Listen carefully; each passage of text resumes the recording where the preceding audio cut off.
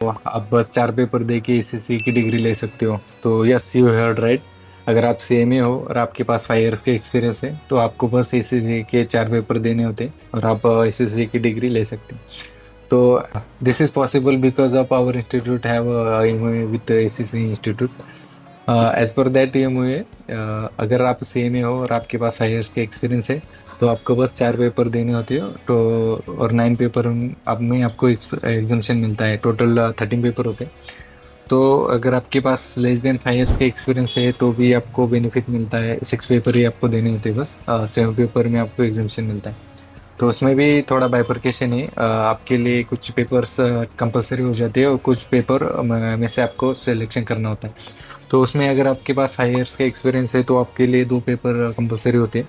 Strategic business letter, strategic business reporting, ये 2 paper compulsory.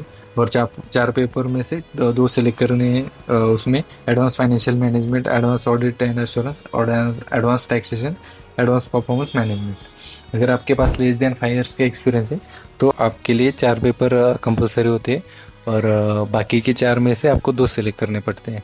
तो जो सिलेक्टिव पेपर है वो तो सेम ही है जैसे ऊपर बताया मैंने। और जो कि आपको कंपलसरी होते हैं उसमें performance management, audit and assurance, strategic business letter, strategic business reporting, ये 4 पेपर कंपलसरी होते हैं। ओके। और ये पेपर आप सिंगल सिंगल भी दे सकते हैं। टोटल 4 अटेम्प्ट होती है एसीसी में पर ईयर। तो आप सिंगल सिंगल दे सकते हैं along with your job, you can manage also. और जो से एसएससी होल्डर है उनके लिए टोटल 20 में से 15 पेपर में एग्जाम्शन होता है। और बाकी की जो ट्रेनिंग्स होती है इंटर के बाद, आईओटीपी ट्रेनिंग जो कि फाइनल के लिए होती है, वो भी उनके लिए नहीं होती एप्लीकेबल। आर्टिकलशिप भी उनको नहीं करना पड़ता।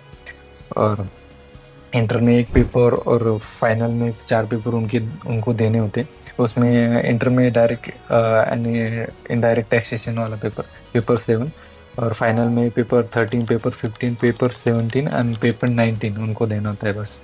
और AMOA 22 सिलेबस के लिए है और 2016 सिलेबस के लिए भी यही था। और आने वाले सिलेबस में भी मेरे हिसाब से सेम ही रहेगा।